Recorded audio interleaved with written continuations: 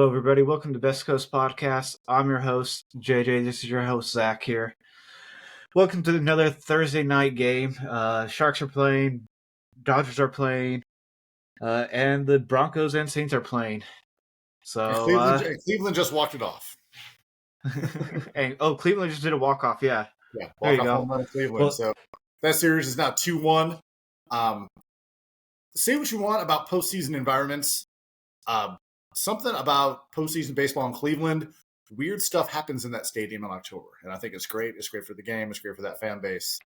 All we're doing is delaying the inevitable Yankees-Dodgers matchup that MLB is going to jam down our throats. But in the meantime, let's have some fun with it. Right. Yeah, I mean, it's better than having a Subway series, though, between New York Mets and New York fucking Yankees. I think that if we were to get a Subway series, it would be a very sparsely and poorly watched World Series. And I would think so, too. Well, and MLB is going to do everything they can do to get Ohtani in a World Series on the big stage because, as we've watched, he's hitting baseballs very hard and very far. Dude, that home run he hit last night, dude, that shit, dude. That shit still hasn't come down yet. Upper deck, the dude he's just fun to watch. He really, really, really, really is. And as a guy who, as has been well documented on this podcast, has some very strong feelings about Major League Baseball. You can't hate an Ohtani. What has been interesting, and I'm assuming that MLB told them this, how much they don't talk about the gambling thing that started the season, how it hasn't been mentioned once. We both said it before. We were both talking about it before that this will be a big deal at the beginning of the year, and then they'll cover it up so hard that no one's even going to say anything by playoff time. Well, the way to do it is to win an MVP while setting records and taking your team to the World Series. That's the way to make it go away. But we haven't forgotten, and we all know that Ippei, his buddy, took the fall. So. Oh yeah. I mean, but hey, that's what happens when you get 50 home runs and 50 stolen bases in 1 year. And then hell, next year he might even fucking get a couple of fucking game-winning fucking. I wouldn't be surprised if he's back in the Cy Young running. Depends on what they do with him. I think that after 2 Tommy Johns, they shouldn't run him out there as a starter to make him just the most devastating closer in baseball. Imagine 50 saves, 50 home runs, 50 stolen bases. It would be crazy. Right. It'd be fun to watch. Well, I mean, you got to remember, dude. These guys want to try to pitch the whole game, right? No pitcher wants to be a closer until their end of their career. Right. Well, when you have had 2 cadaver tendons in your elbow, you need to give a little bit of a concession to that. You know, do you want to pitch the end of games? You do not want to pitch at all. But you got to remember, he's going to be in a Dodgers rotational lineup, not an Angels rotational lineup. So it's a huge difference, right? Not really. As a starter, you're still going to be throwing, somewhere around 80, upwards of 80 pitches a game as a starter, right? To throwing 20 to 30 as a closer. That's a big difference in pitch counts, especially over the course of a long season. Right. Who knows? I mean, with Shohei, look, he's shown he can do anything. So can he come back and be a starter again? He possibly. Dude, that's going to be another pick. Spencer Rattler, is he trying to turn the ball over on every play? This is ridiculous. We both thought the same thing. We both saw that, and we both thought the same thing. I mean, I'm pissed right now if I'm a Broncos defender. It's how much closer can you get and actually not force a turnover? Right? So, since we're already talking about it, we'll jump into the MLB playoff recap here right now. Yankees, Cleveland, now 2-1. 2-1 New York, the Yankees. Cleveland came back 2-1 tonight. Trying to steal some momentum back in that series. Cleveland was cruising and then gave up, back-to-back home runs to Aaron Judge and Giancarlo Stanton in the bottom of the 8th there. Came back, tied it up their own. And then David Fry, who hit a grand slam to end the Tiger season on Sunday, went and parked one in just about the same place out there in left field above that mini green monster out there. So good to see Cleveland come back. That's a stadium that's seen its fair share of postseason shenanigans. Glad it's getting competitive. And then as far as the Dodgers and the Mets go, it's Shohei Ohtani's world, man. We're all just living in it. well, let's put it this way. Game 1 it was totally Dodgers. Game 2, Dodgers packed up and left to New York early and fucking didn't show up that game. And Game 3, they showed up and they're hitting bombs. Like Yeah. what, 3 or 4 different people hit home runs in game 2 or Dude, and game what's 3. up with Kike Hernandez all of a sudden becoming like the reincarnation of David Ortiz in the postseason? Like the guy That's what doesn't he do does in the anything. postseason, though. He's Right? No, 3 years. his postseason to regular season splits are absolutely insane, dude. Right. Like it's crazy. So again, and it always seems like every October there's some guy who doesn't do a lot during the regular season or something like that who comes up big in October and just goes and puts a team on his back and carries them across the finish line. So Right. not like the Dodgers have any shortage of star power or the ability to have guys up and down that lineup go and make big plays and get big hits and stuff like that. But I mean, for it to be Kike Hernandez is interesting. Dude, you gotta love it though. I mean, that little 2-run shot he hit in the was it the top of the 6th or bottom of the 7th or top 7th, something like that. Yeah.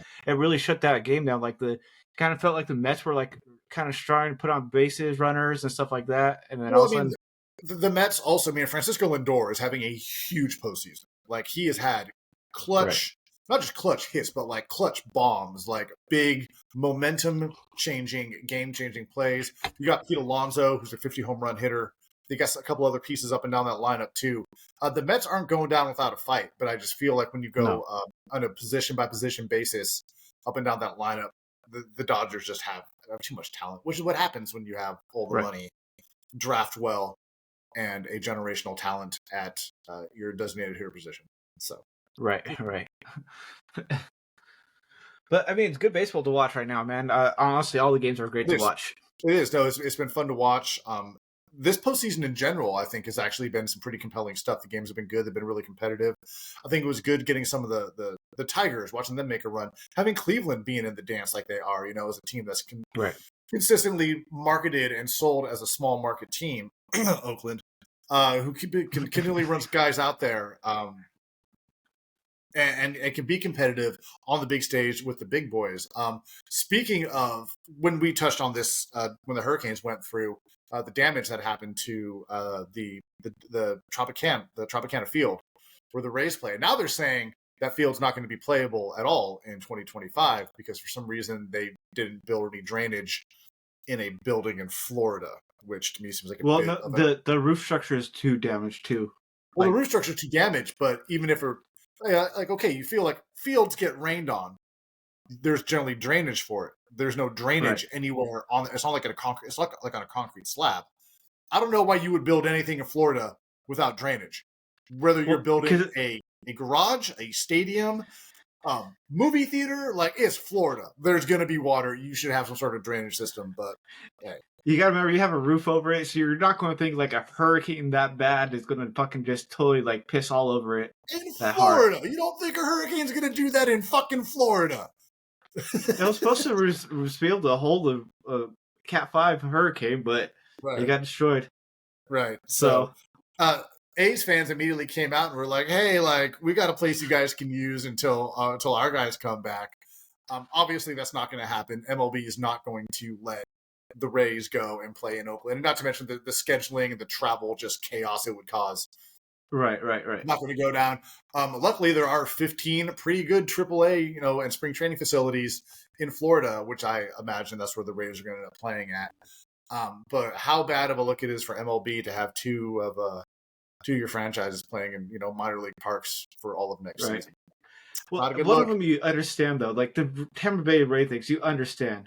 Right, because that's out of their hands. But the Oakland thing was totally in MLB's control to step in and help out the situation and not look like total idiots. But yeah, they released another stadium rendering today, and it's just like, yeah, cool. Like I can draw stuff in Adobe also. Like that's nice. What you don't have is funding and approval from MLB, the MLB Players Association for any of this stuff. Like that's what people keep glossing over. MLBPA hasn't signed off on anything that's happening in Sacramento yet.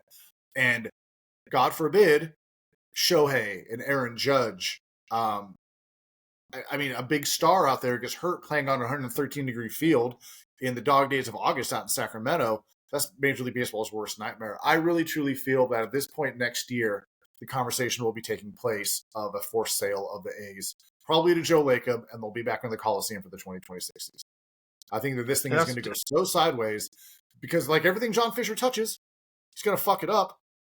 and it's just going to get to the point where there's like enough. Take your $1 billion and go. They still don't even have a plot of land in Vegas, do they? They don't even own the land yet. So they don't own the rights for it yet. There's some stuff that the state and the city still has to figure out, but it's still, they also don't have the money. They are missing 2/3 of the funding to build the stadium. It's not going to happen. It's not going to happen. So good job, MLB. Like, hey, why don't you start more playoff games at 2 PM too? That's a great time to start a playoff game. Oh, dude, I can't believe fucking game 2 was on fucking Monday, or what was it? Monday or Tuesday at fucking 2 o'clock. Like, I got home, I'm like, all right, what time's the game start? What do you mean it's the fucking 7th inning already? Like, what the fuck? Dude, like, I get home at 3 o'clock. I get home early for everybody because I got to work at 5, and I don't have to work overtime right now because we're fucking slow. So I get home at 3 o'clock right now, right? Blue collar shit, you were there early. You get to leave early if there's no overtime. Yeah. So I'm home at 3. And this bullshit fucking...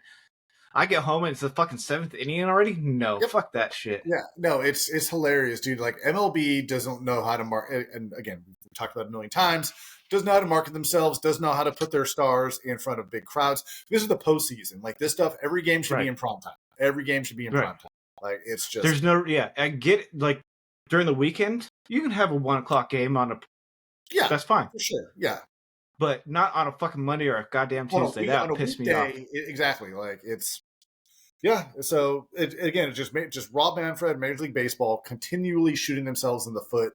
And I'm sure before this postseason is over, there will be another self-inflicted, just comical injury that they do to themselves. Right, and I can see that. Ooh, Mookie Betts is up with bases on first and second, only 1 out. Oh, how does he not get? And that's why you play defense. This Tyrann Mathieu, though, like, normally he actually catches those. I wonder if it was because there was nobody in a white jersey within 15 yards of him. Like, yeah, I think so. I think it's one of those balls, like, it came too perfectly to him, so he just got nervous, right? Let's see here. Dude, and he stepped in front of that, too. Oh, man. He was already looking downfield because he had a lot of... Yeah, he got too cocky. He got too cocky. He knew that he was going to get some mileage there on that one. Oh boy! Okay. God damn, these quarterbacks, man. All right, so how about some Sharks news then? Yes. Before we move on to football, let's discuss the rebirth of the Sharks here. You know, while it hasn't led to some W's, just the level of talent and the confidence of the guys on the ice, you can tell it's a marked change. At this point last year, it was a bunch of guys standing around, not moving their feet, giving up, 7, 8, 9, on special occasions, 10 goals a game. This team looks much more cohesive, much, much, much better coached. Moving in the right direction, for sure. Well, I mean, what? The Sharks already... we played 3 games, and we got 2 overtime losses. Last year, we had 0 fucking overtime losses at this point. Yeah, they had 0... They were at a 0 level of competition last year at this point. Right. It was so, the Sharks are actually scoring points. Macklin Celebrini came out, home opener, home ice, and scored 7 minutes in on a phenomenal goal. I don't care how, even if the defender kicked it in, what he did was magical, and it was awesome. So it's going to put, and then he came in with a beautiful assist, and a few minutes later, 10 minutes later in the second. It was. I mean, that was the best thing that he could have come in to do. That got the fans excited, and I think it showed everybody what they were expecting from a guy like him to come and do. Was that a designed run or just like a really just blown fucking play? Blown play. That was a blown play. Bad teams on Thursday night. This is hard to watch. These are the games, though, I want to see on Thursday night. I don't want to see fucking Niners, Seahawks, Niners, Rams. Yeah, I don't want to see Bills, Jets on a fucking Thursday night. Dude, these are the games I want to see on Thursday night. I'm sorry, Amazon, but I don't want to see... I want to see division games that matter on a Thursday night. Like, give me this dog shit. Yeah, give me this dog shit. This is totally acceptable for Thursday night. Because these guys they're still bumped and bruised and not ready for a fucking game on Thursday. Okay, that actually was holding right there too. That they could have called. But back to Sharks. Back to Yeah, hockey sorry. Sorry. Getting distracted by like the just this is Dog embarrassing. shit. So the Sharks actually can score goals this year around. They're putting up they're getting ties. What they've got 4 and 3 and 3 in their 3 games. They are one major player away. Macklin Celebrini went out on the late in the third period against the Blues, and that's when the Blues were able to rally back. And they scored they scored all their goals when Macklin Celebrini left the ice. Yeah. That's how big of a fucking position he was on the ice. Damn it. Sharks are losing 0-3 against the fucking Blackhawks, so I don't know how much I can pump these guys up right now. Yeah, they heard you talking, and they're like, ha ha. Right? But their backup goalie is in right now. Their main goalie, Blackwood, is not playing because they play the Jets tomorrow. So it's a rest day for their starter. It just means the Vinosky kid is going to come back up sooner rather than later. I think that's his name. Close this. Yeah, because he goaltending. they won as in Rosky. Yeah, right. Because he did the thing where he did the bench pressing of the net the other night, and it was all over social media. Nice. So we'll see. We'll see how long he lasts in the Barracuda. From what I sounded, he could use the games in the Barracuda, but he's doing phenomenally well. There's a couple of young players in Barracuda that are doing awesome too, so we'll see how long they last in there if the Sharks just decide to bring them up. Still really early in the season. A couple people are hurt. Celebrini's not going to be back until probably the end of October, so we're looking at the 29th or the 30th game, or the 31st, sorry, the 30th or the 31st game. When they play the Blackhawks again for Halloween in San Jose again. In San Jose this time. So he'll be back then, but Mukablin, I'm not Shakiri, Shakir, Come on, dude, will be back. Shakir, right? It's the guy who received death threats during the playoffs a couple of years ago. Did he? Yeah, because he's a Muslim. Well, he'll be back though. Before they go on the long road trip here at the end of the week, because they come back after this game. They come back for a home game Sunday, and then they'll be on a road game all next week. So it doesn't look like Celebrating will be there for that, but Shakir will be there for that. But yeah, the Sharks. I mean, their penalties. Besides tonight, their penalty kill has been phenomenal. They were 11-0 in penalty kill. That's awesome. Last year they were dead last in power play and penalty kill. This year they're 21st in power play and they're number 1 ranked in penalty kill. After tonight's game though, they'll probably be more like 3rd or 4th. Yeah, they'll probably drop down to number 4. They'll drop down 4 spots because they've already let in 2 power play goals tonight. I think most of the goals have been a power play goal, so our penalty kill goals or whatever you want to call it. So shorthanded goals, can't allow them. That's why they're losing right now, 0-3 against the fucking shitty ass Blackhawks. Remember the Blackhawks, last year are what the Sharks are this year. Right. Yeah. I mean, Connor Bedard's looking great. He's out there. I think he got a goal in this game already. No, he had an assist. So far, it was who did they show on there?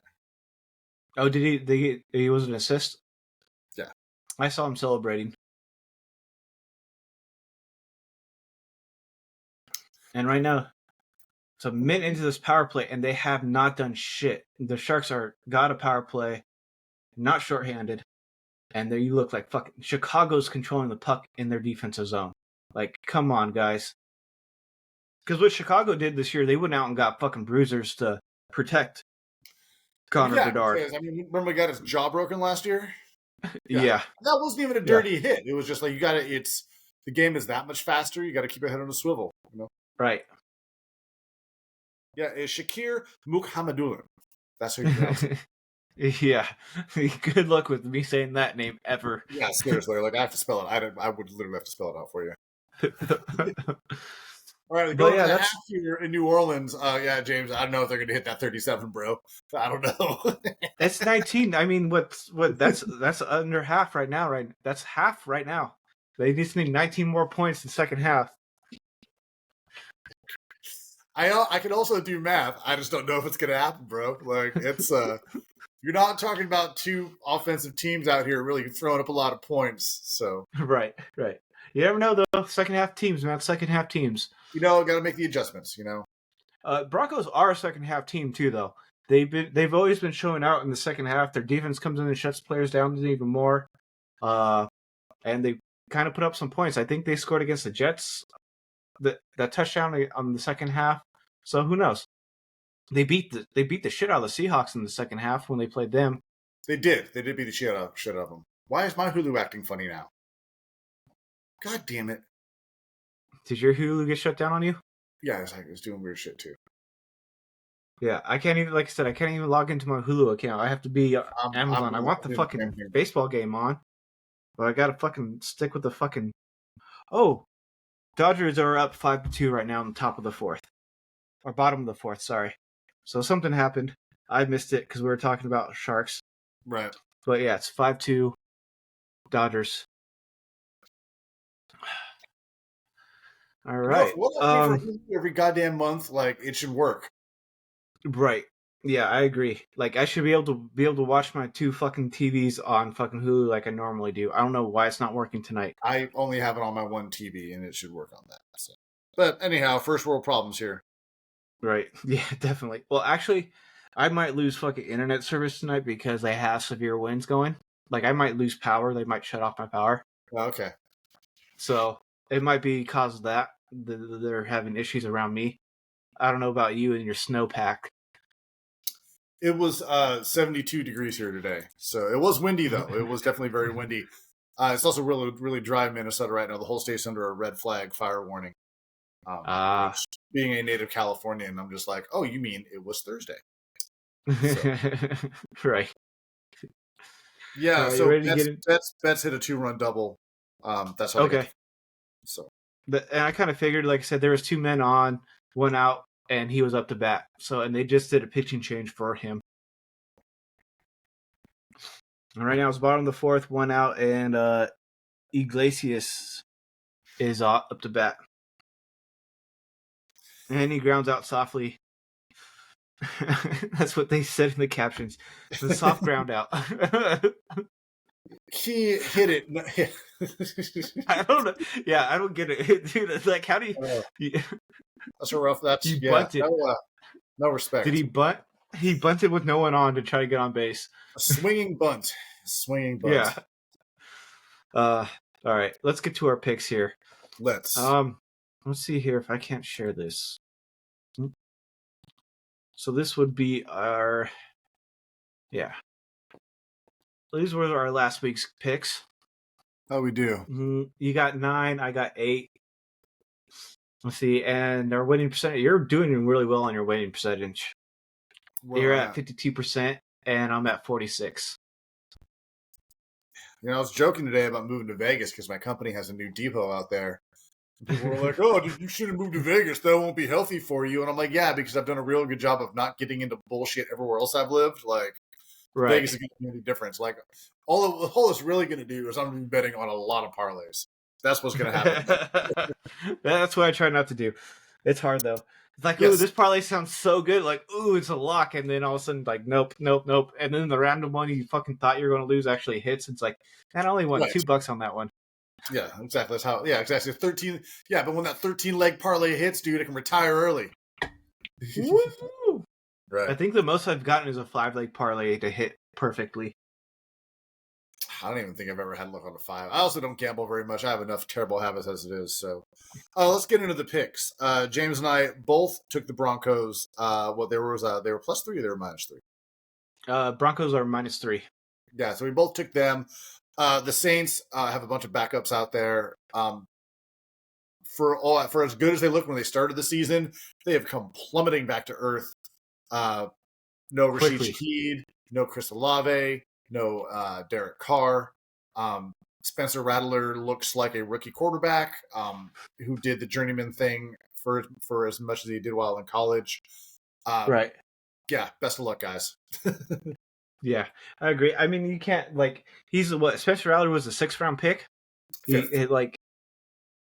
Yeah, I don't expect him to come out here and start throwing bombs to nobody besides Kamara. Right. I mean, part of it is those. I mean, Spencer Rattler does have all the physical traits you look for, and we discussed this at the draft. Big, strong kid, can run. He's athletic, can make all the throws. But the Broncos are doing exactly what you do with a rookie quarterback: is you bring the heat on every single play. And Spencer Rattler is looking rattled. I'm not trying to make a dad joke there. It's just he does. You can't not make that joke there. I'm sorry. Itself, so. All right. Back in London. Well, back in London this week. The Patriots and the Jaguars. 2 1-5 teams. England, your food is terrible. Your women have bad teeth. You'd be speaking French if it wasn't for the U.S. Still, though, none of that is reason enough to watch these two teams play each other. I'm sorry. Wouldn't they be speaking German if it wasn't for the U.S.? World War II, the Blitz. They're Germany in London. bombing London. Yeah. So if the U.S. hadn't stepped in and beaten the Germans would have taken over England. They'd be speaking German. I thought you said you said they'd be speaking French if it wasn't for the U.S. No, I said they'd be speaking German. I heard French. Well, you listen like you spell poorly. Dude, we'll rewind this and see what happens after this. Yeah, exactly. We might have to go to the film on this. So right. Let's see. Anyhow, 27-minute mark. That's on Sunday morning. I believe the Jags are the home team on this one. I don't really remember. The Jags are considered the home team. Patriots Jaguars are favored by 6 points. I'm taking Patriots with the 6. I'm going to do that too. I think Drake May looked good last week. I think it was time for him to get out there and be the quarterback of the future. Right. The Jags, I assume they spent all week there. Doug Peterson might want to keep his passport close at hand because if he loses this game, he's probably not coming back as the head coach of the Jags. Right. Next up, we got this is going to be a good one. Fight of the two birds. Seahawks versus Falcons. Falcons are favored by 3. I'm taking the Falcons with the favored. I think the Falcons will beat them by at least a field goal. This is going to be a push. Like if this was 4 or if this was 3.5, I would take the Seahawks. But now, when I got this, it was 3. So I feel like the Seahawks are. I mean, they've lost a couple in a row now. Dealing with some injuries, but I also feel like the Falcons are due for a regression. You can't count on, Kirk Thuggins, Kirk O'Chains, whatever terrible nickname you want to give that Mormon retard. They just have too many weapons. But I feel like the Falcons, this is a classic trap game for the Falcons. They've been playing well. They won a bunch of games in the division. They won an overtime game against, they're coming off a bye week. It's a classic trap game. I'm actually going to go with Seattle on this one. Okay. Yeah, honestly, like if I was actually betting, I would not fucking put any money on anybody on this game. Oh, no, I'd stay away from this game. Yeah, for sure. Yeah. I'd stay miles away. Next up, we got a slaughterhouse. Titans versus Bills. Bills are at home, favored by 9.5. Oh, I'm taking the Bills at 9.5.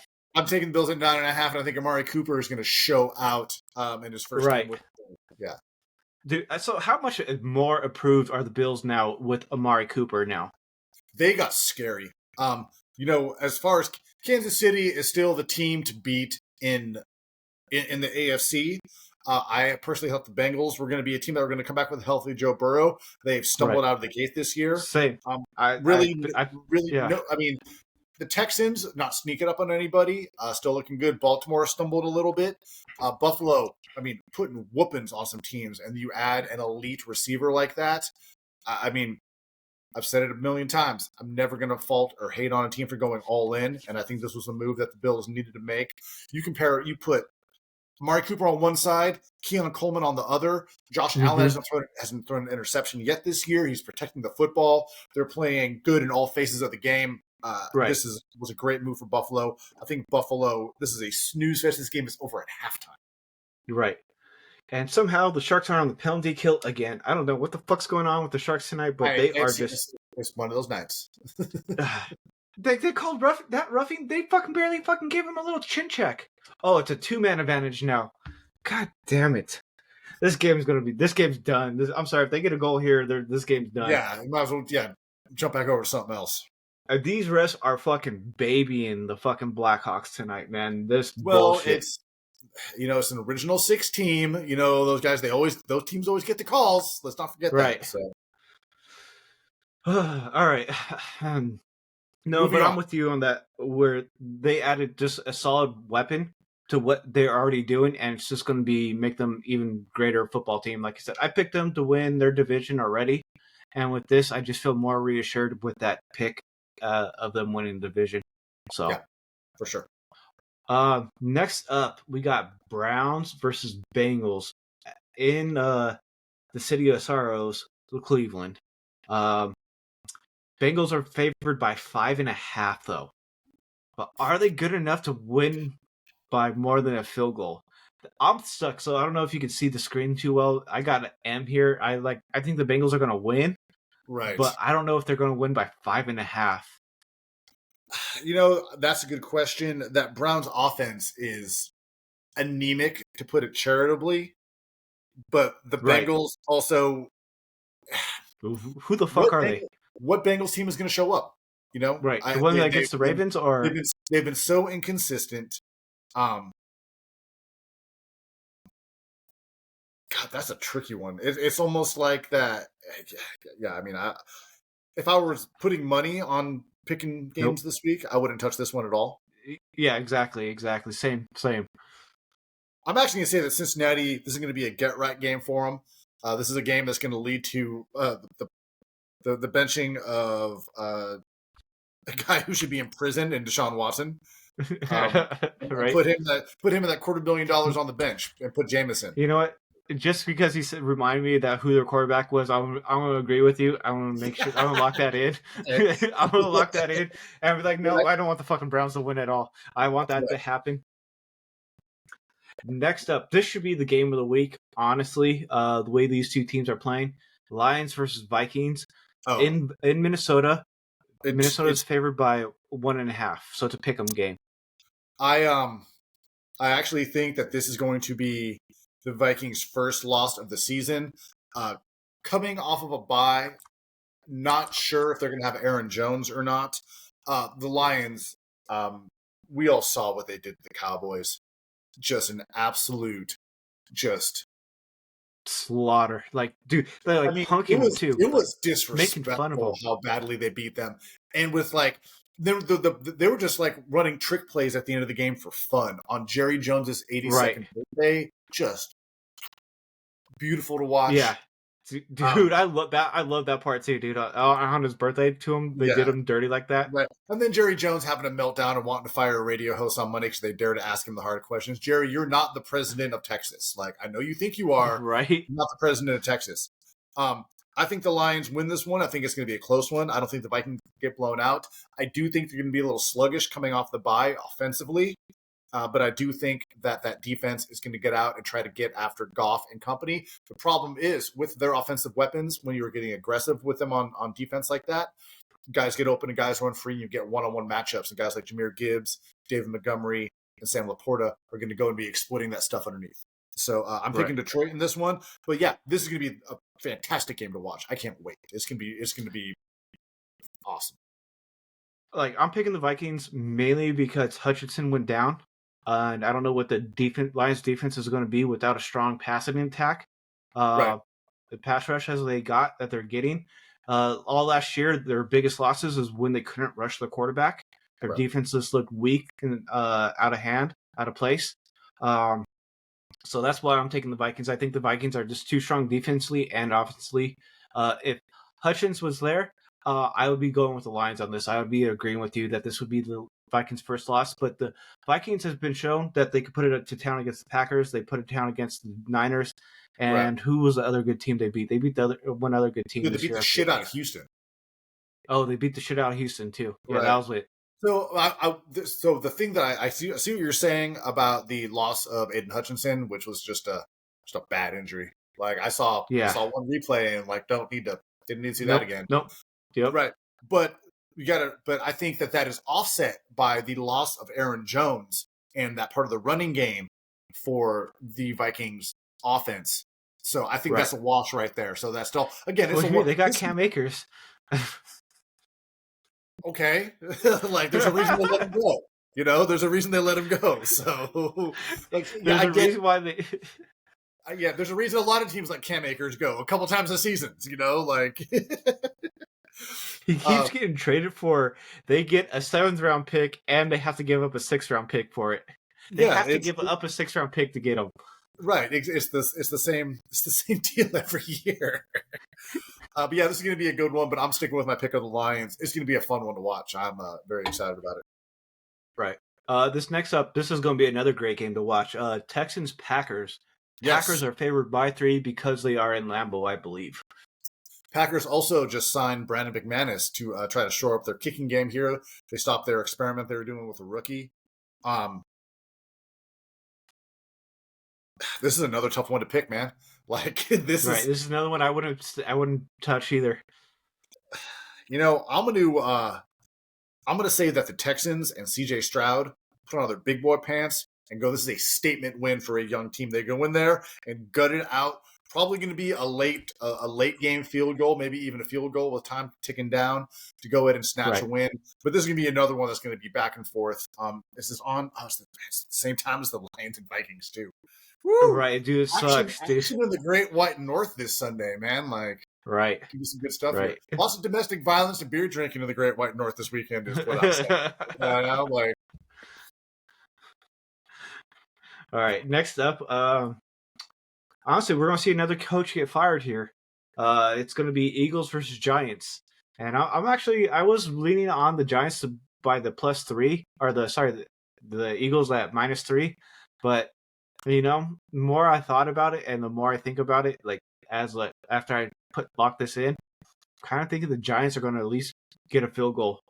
Like they're going to make this a game, and we're going to see that what's his name get fired tonight of this Sunday too. They're going to fire Sirianni? If they lose to the Giants, yes. No, they're not going to fire Sirianni. They just they've just extended him. Who do they replace him with? There's nobody on that staff to replace him with. Dude, the hot seat is hot under his seat. I disagree. I think if anything, I think that the Eagles win and Brian Dable is on the hot seat. Now, granted, they've saddled him with no running game, and Daniel Jones is his quarterback.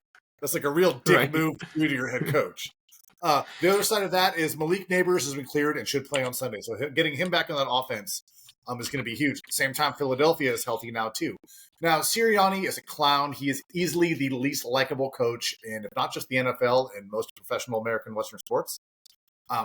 Talking shit to your own fans after they were booing you when you squeak out a 4-point win against not a very good team. The Browns? Right. That's a bad look. It's like, I shaved my head to get focused. The other side of that, too, is, I don't think it would be just as bad as the Jets getting rid of Robert Saleh. It's a knee-jerk reaction. It's too early in the season to do that. The Eagles are 3-2. They'll probably be 4-2 after this, or at the very least 500, with a lot of talent on that roster. I think if they were to do something like that, it's a sign of panic. And the Eagles and Howie Roseman, and starting with Lurie and the ownership group, have done a good job of trying to run a non-panicked ship. Right. Like if they fail down the stretch like they did last year, oh yeah, he's 100% fired. But I think firing after this, yeah, the seat might get hotter and the words might get louder, but I don't think they pull the trigger on. Okay. So, but you think they win by 3? Yeah, I think the Eagles win by 3. Okay. And next up is going to be another snorefest here. It's going to be Dolphins versus Colts. Colts are favored by 3 in Indianapolis. I'm taking the Colts with the points. Right, because they haven't even announced if it's going to be Anthony Richardson or Flacco again, but it's not Tua. Uh-oh. Yeah. Oh, ooh.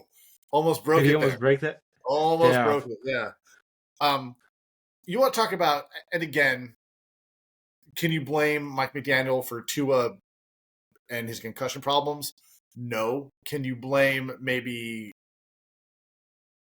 ownership, your scouting department, your GM for not having a decent contingency plan in place? Yes. Yeah, for sure. You can definitely do that. So I'm taking Indy in this one with 3 for sure. Okay. Next up, we got the Rams versus Raiders in LA. Rams. Okay, James, who's going to be? I mean, actually, this is actually a silly question. That's going to be a Raiders crowd. Yeah, I mean they ran. You can't run a team out like the Rams for 20 years and then expect to come home to a home field advantage after 3 years. In a stadium. No, you can't. I'm sorry. Especially, you won a fucking Super Bowl and the fucking crowd's finally starting to get around. Like, I'm starting to see more people getting pissed off, like at Dodger games, that they're repping Niners hats. Right? Because that's the big crowd in there. They're like Dodgers, Niners, or Dodger Raiders, and they're getting mad at the Dodgers Niner fans that they're not repping LA. Right? Well, they're not mad at the Raider fans just yet because it's Raider Nation, Well, and I'm sorry, the Raider fans, there's always been the Raider mystique, and LA, say what you want about it, has always been a Raider city forever. Right. Right. And then just something about it. What is getting overlooked with this is both these teams fucking suck right now. Like, the Raiders just traded and just got fleeced by Devontae Adams, just got used by him. Actually, I think getting him out of that locker room is probably a good thing. Right. No flag? Okay, no flag. Are the Rams getting any wide receivers? Are the Rams getting anyone healthy back this week? It sounds like Cooper Kupp will most likely play. Okay. Which is huge. And that's huge news.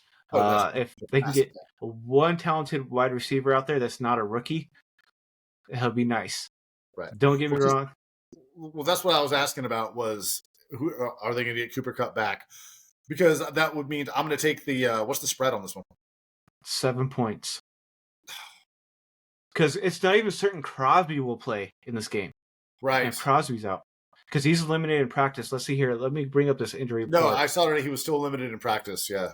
Right. So Kupp is limited for the Rams. Alex Ward is fully practiced. Joe Newcomb is limited, so he's back. Whittington is limited with his shoulder injury, and Logan Bruss is full for the Rams. And then this is a long-ass list of fucking Raiders here real quick. Right. Butler is full practice. Crosby did not practice at all. So Eichenberg did not practice, their linebacker. The other linebacker, Magua, did not practice. McAllister, their wide receiver, is full practice. Jake Myers did not practice. Their offensive tackle, Miller, is full practice. Munford, offensive tackle, full practice. Offensive guard, Fram did not practice. Offensive guard, Powers Johnson, full practice. Running back, White, limited. Defensive tackle, Jenkins, did not practice. And their cornerback, Jack Jones, is limited. So they're beat the fuck up. See, the Rams, I don't know if the Rams are going to be able to beat them by 7. I'm going with 7. With Cooper Kupp, it's going to be like they did last year against Baker Mayfield, with Baker Mayfield throwing a fucking little whoop over their heads to Cooper Kupp. That little fade. Yeah. No, I'm going to take the Raiders with the points. They're going to cover the 7. Okay. That's okay. That's understandable. You can lose that one. It's okay. I'm okay with that. Remember that. We'll talk about this one. We'll talk about this. Let's see some other Rams news before we go ahead and move on here. Blake Corum is finally made his running back number 2 after their last game, and it sounds like McVay is very excited to get him more reps into these games. So you could see him. I think this first game he actually got some decent non-garbage time reps. He ran for five times for 25 yards and caught an 8-yard pass. And he made some good blocking. McVay's really, really happy where he's at in his development right now. So you're going to see a bigger mix. Even with Cooper Kupp coming into it, you're going to see a bigger mix of Corum and Williams running the rock together, which is going to be a deadly threat, I personally think, because it's going to be hard to pick those two out of a lineup and try to figure out which one's going to hit what hole. And then any fun, no. The only thing that I'm really worried about with the Raiders is Max Crosby and what's their new tight end? What's his face? Brock Bowers. Brock Bowers, and they're also when they run the double tight end package with Michael Meyer, who was their first round pick. But Michael Meyer might not play. He was on the injury report too, and he didn't practice. Yeah, I don't know. I feel like at this point with Devontae Adams out of the building and all of the drama that was coming with that, it's like, you want to go be with your boyfriend in New York again? Fine, go. We don't want you here anyway. I do feel like this might be a rallying cry for Antonio Pierce and that group of guys to be like, you know what? You don't want to be here? We don't fucking want you here then. Get out of here with your fake hamstring injury. Let's rally up. Let's go fight for LA. Like, I know that we're the Las Vegas Raiders. We're the fucking Raiders. LA is our fucking city. It's going to be they're going to have the crowd on their side. And I think that's going to be the difference maker right there. Right. It might be. I hope not. I hope that there's a strong Rams crowd there, even with the Raiders there. But we'll see. You know who the biggest presence is going to be there? The fucking police. That's going to be the biggest goddamn policey. That's what's going to be happening. So the Rams have beat the Raiders the last 4 times they played. Yeah, so everyone beats the Raiders when they play them. Just putting that last little stat out there. Yes. Next up, we'll move on to the next game here, and this is just going to be a fucking cakewalk. If I could put more points on this game, I would. It's Commanders versus Panthers. Commanders are only favored by 8 points. Commanders are going to walk with this one. I'll take that. I'll take the Commanders and the points all day. Right, especially after getting the game that they had last week against them. Finally, the Sharks score. God damn it, dude! 3-1. So they finally got his goal. And Eklund? Let's see here. Hold on. Toffoli scores another goal for the Sharks. Toffoli's been on a hot streak for the Sharks. He's got a goal every game. He was such an underrated pickup when they got him this offseason. I thought that was huge. Yeah, I thought so too. And he's obviously been paying off because he's been putting points up every game. So, yeah. I thought that Washington really, the way they hung around with a very physical Baltimore team and the way that defense, granted the Baltimore defense this year, at least not yet, hasn't been playing like the Baltimore defense of the past, but they got after Jaden Daniels, made him run around. But I think that for a young team, they showed a whole lot of poise. And again, it's Carolina. The only team they've beaten were the aforementioned Raiders. But I think Washington, the way they've been going about their business this year, they got this one in the bag. I'll take Washington and the points. Dude, what's with the Saints doing this college fucking punt, dude? I feel like one of these days that's going to get them fucking hurt. I guess it's what you do when you know you're getting fired for John Gruden. So, John Gruden's not part of the Saints. He was around them all offseason working with Derek Carr. No, remember he went off to Europe this year. He's in the European Football League. You're thinking of his brother. John Gruden is still suing the NFL. I am thinking of John Gruden. Yeah. No. John Gruden hung around the Saints all offseason working with Derek Carr. And I'm sorry if I'm Dennis Allen, I'm worried about that. Right? He's like, why's your ex-girlfriend here, bro? What's up? All right. On to another. This is another game of the week. Could be considered game of the week. A little revenge game, which I don't think I ever would call it a regular season game, a revenge game for losing the Super Bowl. Chiefs versus Niners. Niners are favored by 1.5 in Santa Clara. Yeah, see, that's ridiculous to me that the Niners are favored in this game, especially how they played this year. I think part of that also speaks to how the Chiefs really could theoretically be 1-4 right now.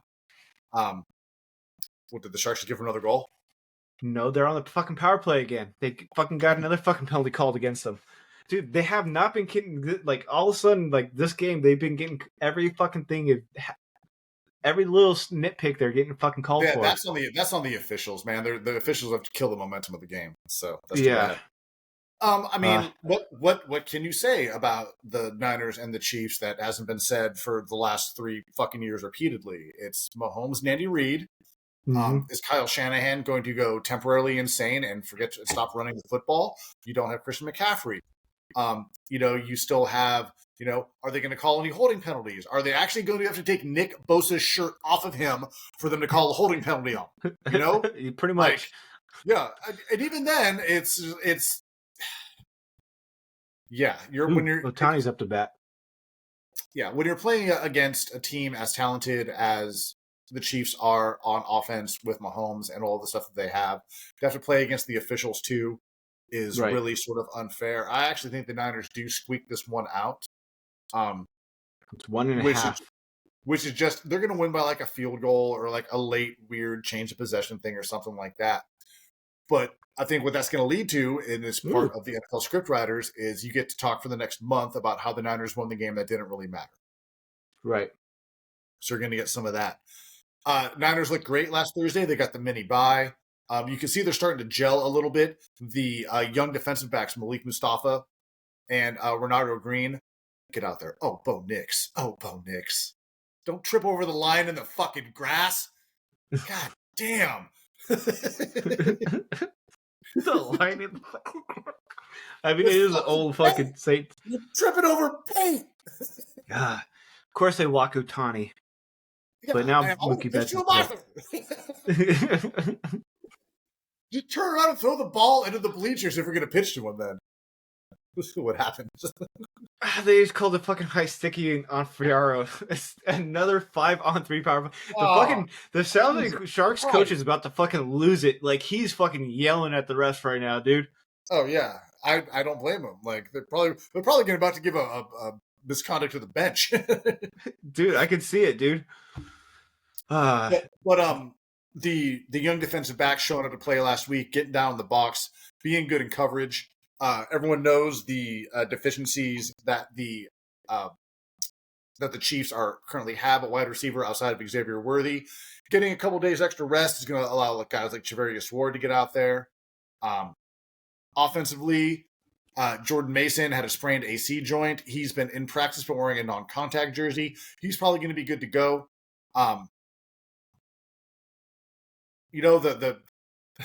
The Niner fan in me knows that they can beat the Chiefs. They've had them on the ropes in big games a couple of times now.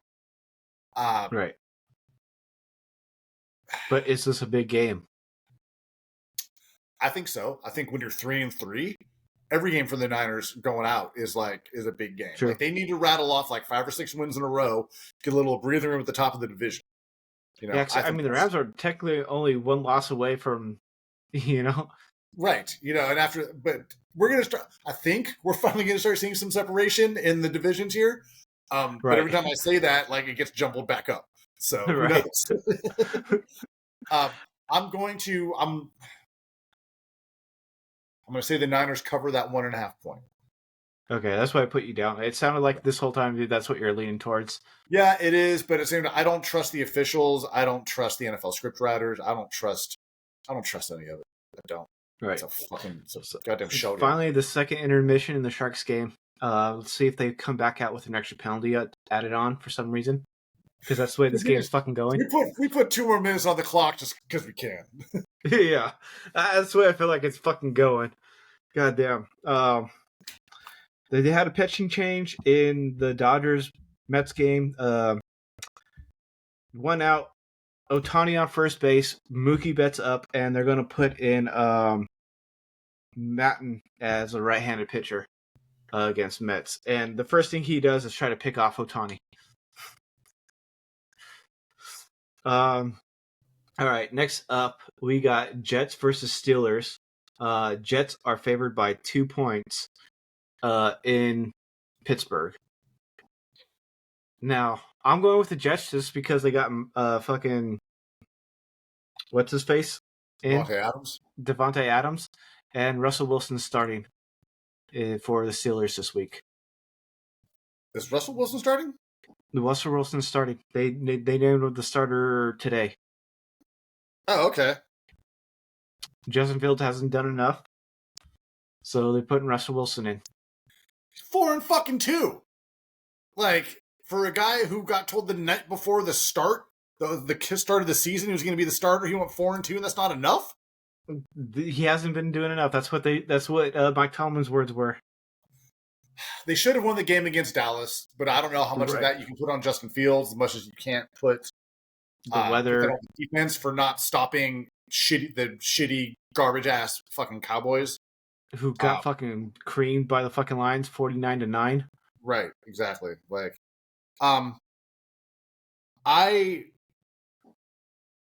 so if Saleh was still coaching the Jets, I feel a little bit differently about this, but I feel like Mike Tomlin is going to dial up some voodoo on Jeff Ulbrich and the guys over there. I still have not seen anything out of that Jets offense that gives me any bit of confidence at all whatsoever that they have the ability to do anything offensively. Right. Aaron Rodgers looks old. He looks slow. Getting Devontae Adams out there, like, how are you going to get enough touches for everybody? Like, you have 3 high caliber wide receivers that was an interesting kick. Like, so are you just not going to run the football? Are you really just going to like Madden it the entire time and stand back there and throw it 3 times a game? You have Breece Hall. Homer Mookie Betts 7-2. Put it on. Oh, this game's over then. Yeah. Top of the 6, 7-2, yeah.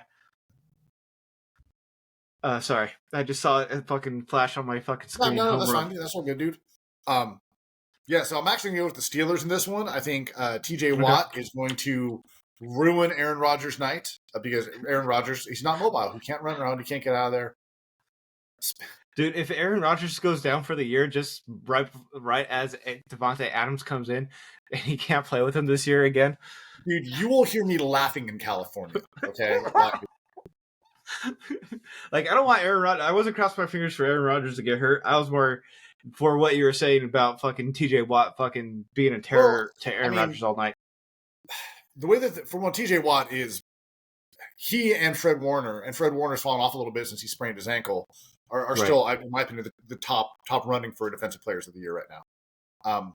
Both of them are absolute game changers, wrecking everything. I would say that Fred Warner, because of his ability to play in coverage, maybe gives him a little bit of an advantage. But TJ Watt living in the backfield, regardless of who he's playing, regardless of how many tight ends and running backs they slide over to his side to try to chip him, makes no difference. He's an absolute wrecking ball out there.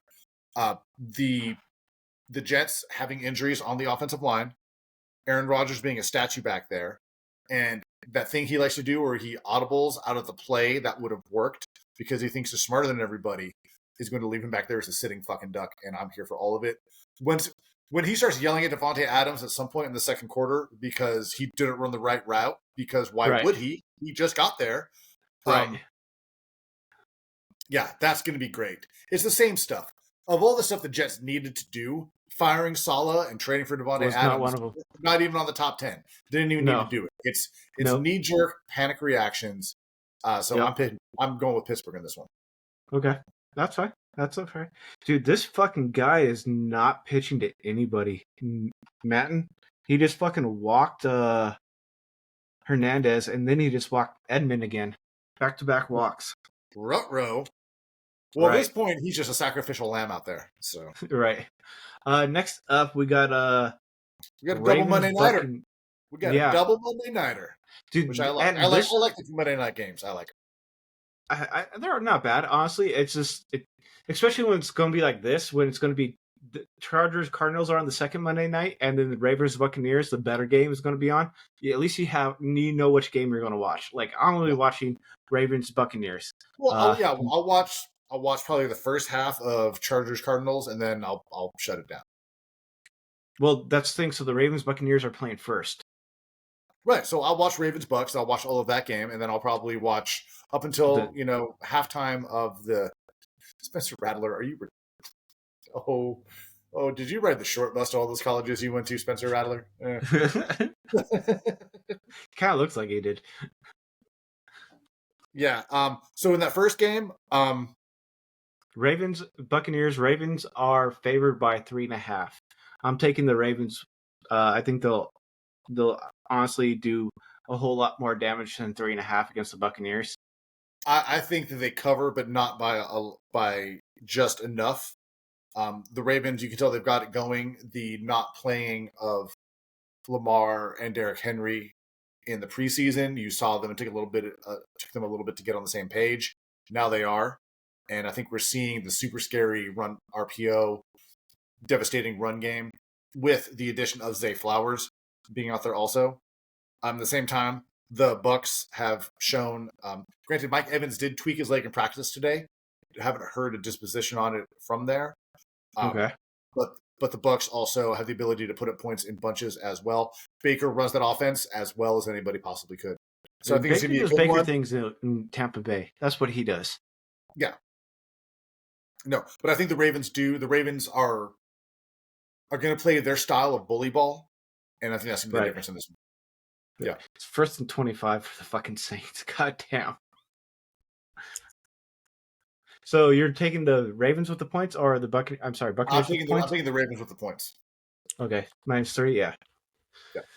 Next up, the final game of the week will be Chargers versus Cardinals.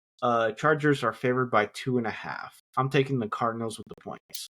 I think the Cardinals are actually going to beat them. I think they'll show up. This is one of those weird games that they end up showing up to. Are they really going to flag the Saints again? Yep.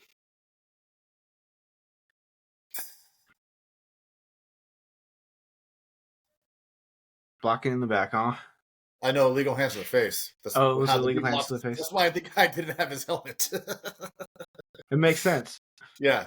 Well, that's the thing is, like, I don't know week in, week out which Cardinals team is going to show up. Like, right. It's impossible. It's impossible to figure out. I'm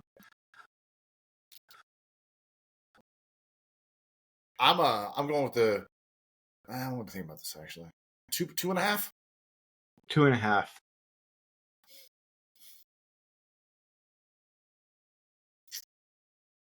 I'm actually going to go with the Chargers in this one because I actually just picked up Dicker the Kicker this week. So I'm going to say that they cover. Chargers cover. Spencer Rattler did the best thing I've seen him do all night: go down with the ball and not try to throw it. Dude, he wanted to throw so bad though. He was going down. He was looking for someone to throw it to. Right. Go down like I'm so glad because yeah, just pull it back, bud. If he would have tried to throw it right there, he would have got a fucking pick. It's already 2nd and 28. It's okay if you're 3rd and 34. You know. What about you? What do you got in that last game? I got the Cardinals. I'm taking Cardinals with the points in that game. I don't know, just a gut feeling. I got the gut feeling that the Cardinals are actually going to show up this game and actually do some damage. Bubble screen right there actually worked okay. Right? But yeah, so I think for some odd reason, the Cardinals are going to show up and put some points on the board. Okay. And make it look like they're going to do something. But we'll see. We shall see. That's 4 days away. You know, a lot of baseball to be played between then and there. 7-2, middle of the 6th inning. Dodgers. Oh, there's a normal fucking punting thing. And they still almost get it blocked. And there's another flag against the Saints. Will be a legal formation because I'm not sure what the fuck they were lined up doing there. Right. Yeah, right. Did have a story that came across my social media today that I was looking at for. We're just going to title this one "Canadian Snowboard Cocaine Kingpin." A guy who was on the Canadian Snowboard Olympic team, not the guy who ran away with his medal for testing positive for weed. That was Ross Bagliati. That was a different guy. Former Canadian Olympic snowboarder is wanted in a U.S. drug trafficking case. A gentleman by the name of Ryan James Wedding. Please feel free to look up the picture of him if you were to think, what does a Canadian cocaine smuggler look like? Yeah. This is what you draw. So, can you share it, James? Can you pull it up? I don't Yeah, know if give I me can. 1 second here. Actually, hold on. I think My I can share it. internet's running a little slow with running all these streams. Um, Here we go. hold There you go. on. Where is Here, it? you can Okay. see it right there. So Oh, that's I what he can see looks it. There like. you go. Here's Ryan James' wedding. Despite, I mean, he's got the curly mullet, no hair on top. You know he's wearing all denim, and he's got a rusted out truck. Like these are all. I mean, as the sun comes up and goes down every day, that's what that dude looks like. Oh, Any you found it. Okay. Yeah. So anyhow, the FBI is currently offering a $50,000 reward for information leading to his arrest and extradition. He's a Canadian citizen who was living in Mexico and is considered a fugitive. He's being charged with running a drug trafficking ring that shipped vast amounts of cocaine across the Americas and killed at least 4 people. He is charged with running a criminal enterprise, murder, and conspiring to distribute cocaine and other crimes. U.S. authorities say that his group moved large shipments of cocaine from Colombia through Mexico and California to Canada. That is across a minimum of 4 international borders. That's just impressive. I'm sorry. Like, and you did this for how long? Not to mention all the fucking states you drove through. Right, exactly. Moving an estimated 60 tons of cocaine a year. 60 it was a tons, group, dude. 60 tons. Hit him with the RICO Act. There's 16 people charged in connection with the ring. 4 of them remain fugitives, including Mr. Wedding here. Christy Hawkins, FBI special agent in charge in Los Angeles, says a dozen people are arrested in Florida, Michigan, Canada, Colombia, and Mexico in connection with the case. Authorities allege the group killed 2 members of a family in Canada in retaliation for a stolen drug shipment, what officials say was a case of mistaken identity. Whoops! Sorry. Like, I don't mean to laugh at that, but goddamn, dude. No, I we feel didn't bad steal for your that family. cocaine. We really didn't steal your cocaine. Well, you're dead anyway. So Right. This gentleman had also faced separate drug trafficking charges in Canada that date back to 2015 and was previously convicted in the U.S. of conspiracy to distribute cocaine and was sent to prison in 2010, got out in 2015, and got right back to business. So, yeah, man. Just when you see headlines like that, felt like it was worth touching on. Thought we'd share that with everybody. It's a wild world we living out there. Cocaine's Awesome a hell of a drug. Yeah. Cocaine's a hell of a drug. Make you broke real quick. 60 tons of it too. God damn, dude. That dude must be fucking hauling in fucking cash, dude. Oh, dude. I mean, at that point, it's like when you're using semis to traffic drugs across multiple international borders, like it is just for years too. Like, the logistics of it. This guy's probably better at logistics than my fucking company. You know, like oh yeah. Well, you want to go legit? Hey, you know, you want to go legit? Want to go legit? Like I'm hiring, dude. Like, fuck. The only people that probably do better at logistics is the fucking United States government. U.S. military. U.S. military. Yeah, U.S. military. You know what I meant. Yeah, think about it. Like the U.S. military is like, oh, you need us when, where? Cool, we're gonna put a floating city with nuclear weapons off your coast. When? Tomorrow motherfucking morning. Rise and shine, bitches. You know, the fact that we could roll out and deploy our people anywhere, at any place, at any given time on this fucking planet, and now probably outer space too, is impressive. You know, don't have healthcare, but we can do that. So. I mean, did you see Elon Musk catch his fucking rocket though? That was pretty fucking awesome. Actually, like, look, I think Elon Musk is a fucking idiot. I think what he has done with buying a important social media platform and making it worth a quarter of the value of it in such a short amount of time is going to be studied by business schools for a long, long time. But somehow, when it comes to space, which is notoriously unforgiving, he's actually got that figured out. Which just goes to show that he's on a spectrum. He's definitely on the spectrum. I mean, there's no doubt about that. But the South American slave trade, South African guy, huh? South African. Yeah, South African emerald mine. With how many kids from how many different women, and now trying his hand in election interference. But he can launch stuff into space and get it back and grab it with a robot arm. Dude, cool, that's fucking awesome. Yeah, it is, actually.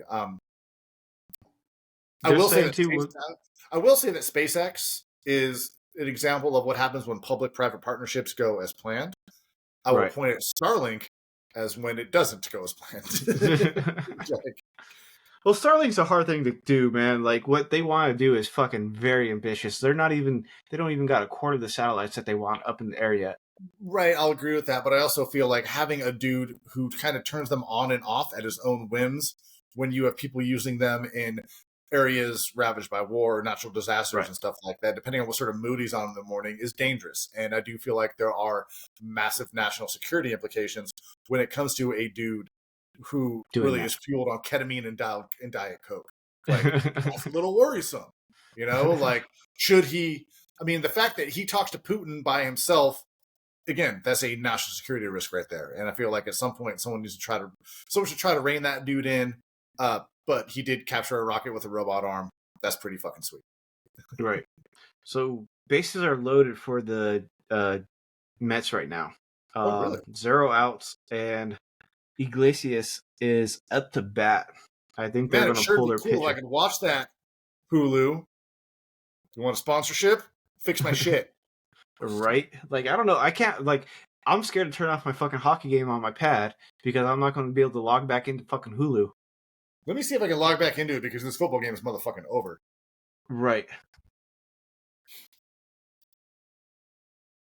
I'll do the same on my fucking goddamn phone. What the fuck?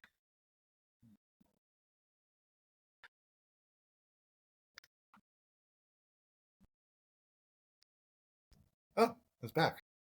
Oh, it's working? Cool. Yeah. Thank God. Alright. I can actually watch this fucking game. Fucking Hulu, man. Going down like this in the middle of fucking playoffs. Sharks are still down in a 2-man advantage because they just dropped the third. The Broncos got this game in the bag. Like, if they fuck this game up, this will be on highlights forever. It's the biggest sports blooper in the world. Losing Spencer Rattler down by 26 points, by 23 points. And then, so feel-good stories. You got any feel-good stories you want to share tonight? Let me think. Do I have any feel-good stories? Well, since we're talking about space, I'm going to talk about space a little bit here. My time down in Florida, I got to watch. We went down to Florida at one point, and it was for the we're just taking family vacation. Okay, I was did your brother live in Florida? Or your brother lives in Florida, or did, or something, or he lived in Atlanta. Okay, yeah, so he was in the Southeast. Okay, yeah. But this was like when we were in high school. Okay. The only sports related is I got to see. We were down the road from Daytona Beach, and I get to see they're doing the night track, the Coca-Cola 500 in Daytona. Okay, yeah. So, being at like 1 o'clock there, even though it's night, it was like a 1 o'clock race or 9 o'clock race or whatever. I don't remember the time zone. I was all fucked up because of the time difference. Also, got to watch that late at night, but we got to go explore Kennedy Space Station, and to see all the, Yeah. Kennedy Space Center, not Space Station. Kennedy Space Center, Space KSC. Station. Yeah, where they launch all the shit from. Yeah. Blackhawks just scored another fucking goal, so it's 4-1. But yeah, yeah, I got to go see all that fun stuff. Got to see the huge rockets. Got to see their huge fuel tanks that they dump all the fucking liquid nitrogen and whatever needed to shoot that old space shuttle up into space. Which I still think we need another space shuttle, man. I don't give a fuck if what Elon does. I mean, we need some sort of reusable system, and I think that SpaceX is on that road to it. The space shuttle didn't work as designed. They designed it, and after they flew it a couple times, this isn't as reusable as it should be.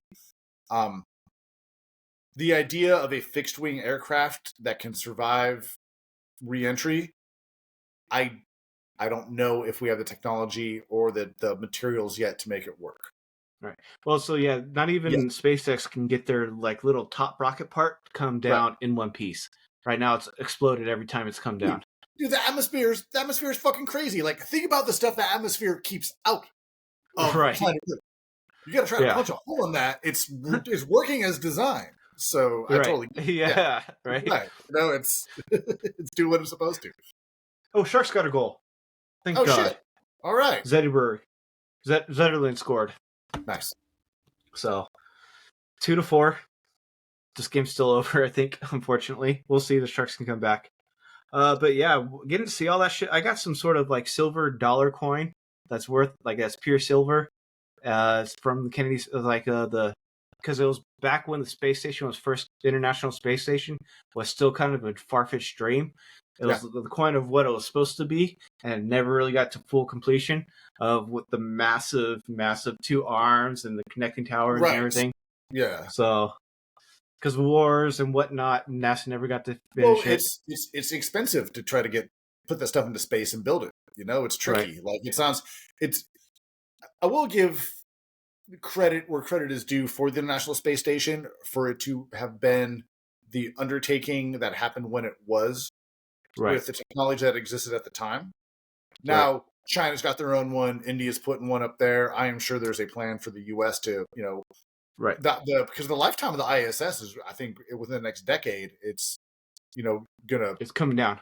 It's coming down, So obviously, there's something else that's going to be going up. And now, is that going to be a partnership with Boeing, with Lockheed, with other countries, with SpaceX, with... Well, I guess Boeing can get stuff up there. They just can't get stuff down.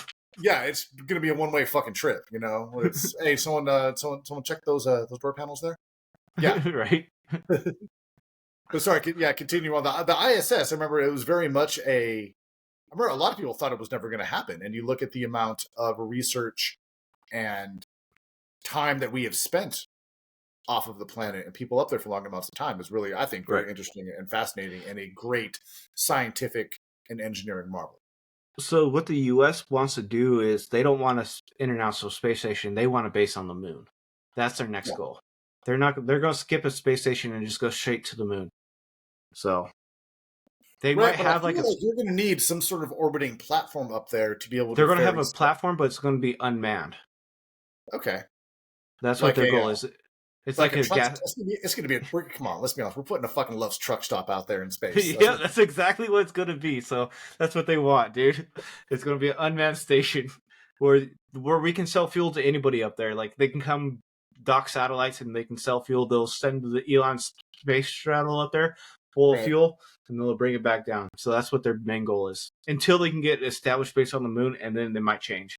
Right. Well, the whole idea of the base on the moon is they need to have something there to use that as a jumping off point for going to Mars, Planet Beyond, deeper space explorations, things like that. Because really the amount of fuel and the velocity you need to escape Earth's atmosphere chews up a lot of fuel and energy and stuff that you would need to use to get farther on. So you basically have to do that first step, gas up again, and then...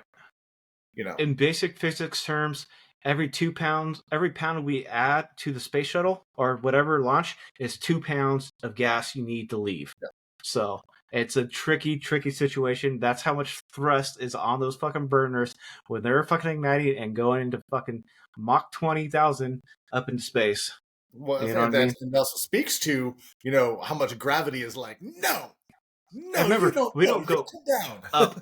We go sideways. We don't go up. We go sideways because it's easier to leave the atmosphere that way. It's a circle. Yeah, it's geometry. Right. It's a geometry. So, and not to mention, we're going sideways on a thing that's spinning. Like, right. Yeah. So it's awesome. Yeah. Well, that's our feel good story for tonight, guys. Actually, we'll let you guys know. You mentioned that. I have a feel good space story. Go for it. And when was this? Which I can tell you right now, actually. Oh, that's not what I was looking for. This would have been.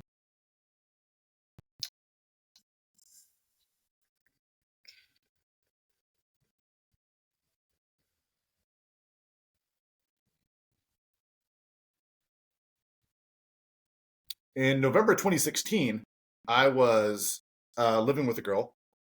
Actually, with James, now working together at Samex. Living with a girl. and was thinking about relocating to Texas, where she was from, Houston. Her mom had worked for a NASA contractor, software contractor, for like 30 plus years, had just retired, and had worked at Johnson Space Center for her entire career. So they were like, hey, would you be interested in doing a tour? I am a space dork. I'm the type of dude that if I were to win a bunch of money in the lotto, the Russians are launching me into fucking space. There's no medical clearance. Like, I am going. You tell me how much money I need to pay. I'm going into space. So we got like a behind the scenes tour of Johnson Space Center. So we got to go into the Apollo era control room. There's a new one there now because obviously the technology has increased a lot. But to be in that room, and you can still like smell cigarette smoke in there, and you can look at the mission patches on the wall from Apollo 1 and from the Challenger and from Columbia and stuff like that. Like, it was really like it was a heavy moment, man. And so I'm standing there in this room where all like, you know, the one small step for mankind like came crackling over speakers and stuff. And you see people on the regular tour and they're looking down like, the fuck is this guy? Like, what's this dirtbag doing down here? Like, how do we get, is he famous? It's like, no, definitely not famous. And something that I found that was super interesting was we're walking around. Oh, shit. Oh, it didn't get out. Okay. No, it didn't. That's what I'm a couple seconds ahead of you. Coming off the bat, you know? Right. So we're walking around and I hear people speaking Russian. And I was like, what's that all about? And they're like, oh, there's a team of Russian cosmonauts here monitoring the International Space Station. At the Cosmodrome out in the Russian desert, there's a team of American astronauts, and there's a fail-safe. It's like, make sure everyone's playing fair. Right. I thought that was super. And that's like not a very well publicized fact. So I thought that was super interesting. We're walking around and they had these monitors and they were showing like live feeds from inside the ISS, and they had a 3D printer up there and they were printing a handle for something, and it was just getting done and they took it out of the 3D printer, and I was like, this is fucking awesome, man. Like, this is really, really, really, really cool. And we went and like looked at all the big rockets they had out there and just all the history of everything. They have a mock-up of the ISS where they do training and try different stuff and all that. It was an absolutely fascinating experience. It was really one of the coolest things I've gotten to do. At the time, I was like, if I'm going to come out and work for a machine shop or work for, you know, some sort of manufacturing company in Houston, I want to do something involved with the space industry. Right. Like, So I'd love to go back to space parts. Yeah, exactly. That would be super, super, super cool. And so, always had a deep respect for NASA and the space program, and, you know, the guys that get involved with that, because there is such a zero margin of error for that stuff. Space is massively unforgiving, and the guys that we asked to go and do it, it's great. It's just very, very cool stuff. And it's one of those things I think about sometimes. And yeah, maybe I might be a little high, or maybe I ate some mushrooms, but when you're looking up at the stars and seeing all that stuff that's out there, like, I think it speaks to probably the stuff like Galileo and like Aristotle and different philosophers and the early physicists and the early mathematicians, when they looked at the moon and the sun and the stars and made them want to explore. There's something to be said about that for the human condition and us wanting to explore and to go to these different places and to go after that sort of stuff. And so I've always respected that.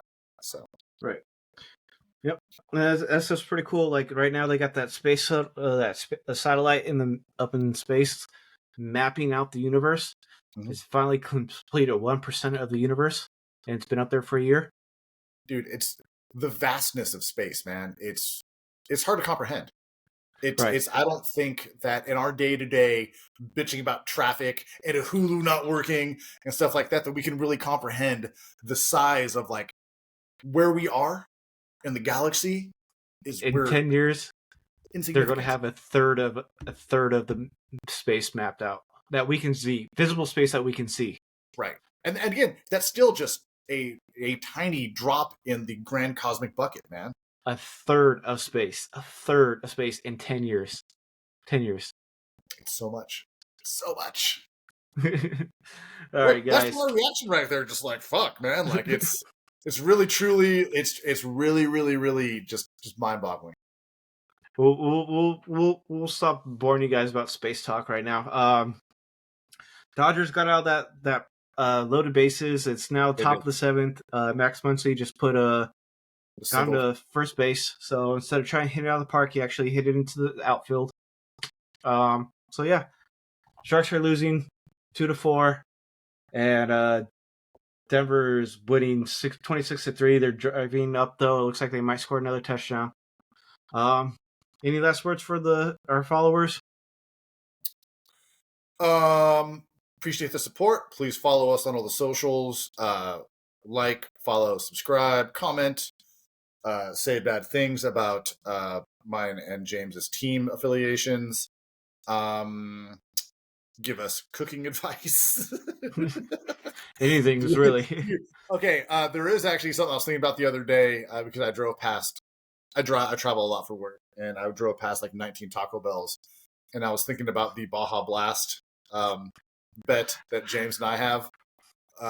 What was it? Were you going to drink kombucha, and I was going to have to drink a Baja Blast? Yeah, something like that.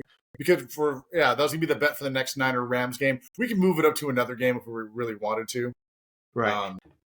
Or like we could do something like this. I forgot the vegan food thing doesn't phase you because it doesn't phase me either because you're mom. So yeah, I don't know. We'll have to we'll come up with something. I mean, I'm sure that there is some very unique Minnesota beverage that maybe I could get you to have to drink down. Like, I don't really eat fast food. I don't drink. Right. I couldn't tell you the last time I had a soda. Like, I had an energy. Honestly, I'm going to talk about after this because all I've had so far is tater tots, fudgesicles, and a beer. I mean, I feel like teenage James would be like, "You're living the dream, bro. Living the dream." Right? Yeah, you're doing good. Pretty much. I'm just too lazy to make dinner right now. So I'm going to talk about it's right down the street. $7 for a Philip box meal. Not too bad. Go. It's just what you can do is just buy that food and stand over your toilet and just deposit it directly into the bowl and just cut out the middleman. I'm hungry though. I wanted to pass through me first. Yeah, exactly. I need to gain a modicum of nutritional benefit from that. Dude. So, exactly. Yeah. So yeah, the Baja Blast competition. And then I'm thinking about it too. It's like, well, if I'm going to make a Baja Blast, I might as well booze up that Baja Blast a little bit. Do I go clear rum? Do I go vodka? Oh. They already make Baja Blasts that have alcohol in them. See, I don't know if there's a Taco Bell cantina here. You got to find them at stores. They don't sell them. They sell them at special stores. They sell them at like liquor stores and whatnot. Well, so would it be like where I find like the hard Mountain Dews and stuff like that? Yeah. I feel like this is. I haven't tried the alcoholic Baja Blast, but I know the regular soda Baja Blast is the fucking shit. Well, we'll know week 17. Right. All right, you guys. Remember, the easiest way to make money on the internet is to scare you. You guys all have a good night. See you guys next time.